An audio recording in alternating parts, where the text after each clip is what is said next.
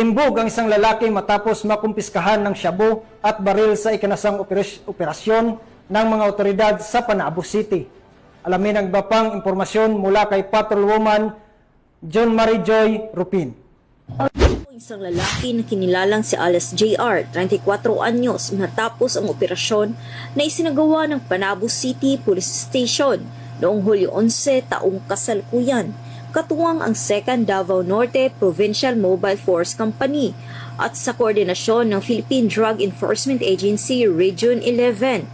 Nakumpiska ng mga otoridad ang tinatayang 20,900 pesos, halaga ng hinihinalang shabu at isang 38 caliber revolver at mga gamit na umano'y ginagamit sa pagtutulak ng iligal na droga.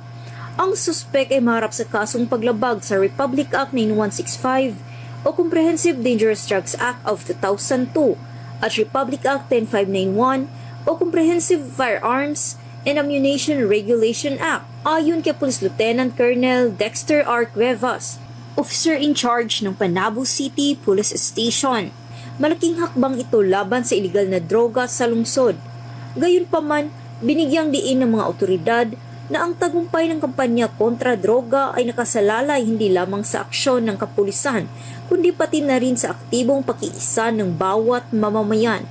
Mula dito sa Police Regional Office 11, ako ang inyong PNM correspondent, Patrolwoman John Mary Joy Rupin, alagad ng batas, tagataguyod ng Balitang Pulis.